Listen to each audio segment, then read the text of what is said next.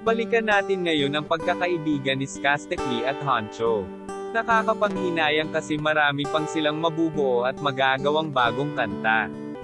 Kaso natapos na nga lahat.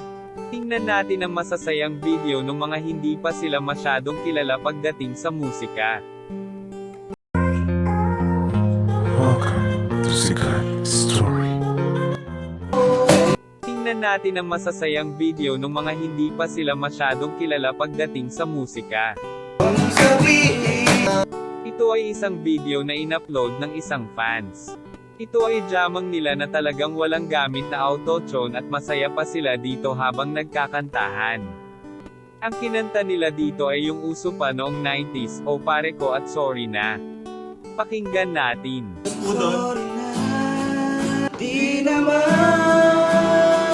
Tatawa kasi di pa nila alam na sisikat sila ng sobra ngayon dahil nga sa kanilang pagsisipag. Tingin nyo mga comment ng mga fans nila dati. Puti galing talaga mag-gitara ni Skaska. People si Mark dito haha, ganda boses ni Lodi Skaste pero sinabayan ni Mark Maglasang haha. Pang-rock kasi boses ni Mark Maglasang. Kaya wag kayong mag-judge, hindi naman kayo mga marunong. Galing mo Skastekli and Boxen.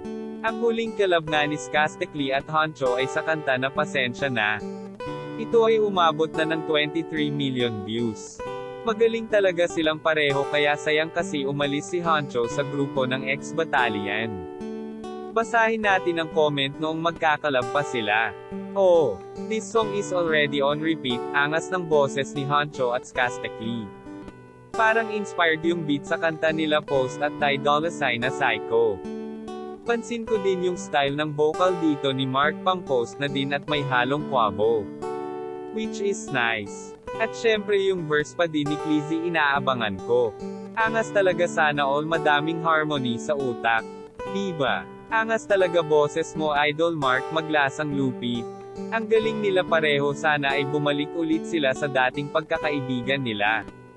Comment nyo kung gusto nyo pa bang bumalik si Honcho sa XB o hindi na. Yan lang ang ating mainit na chika. Halina't mag-like, share and subscribe. Thank you.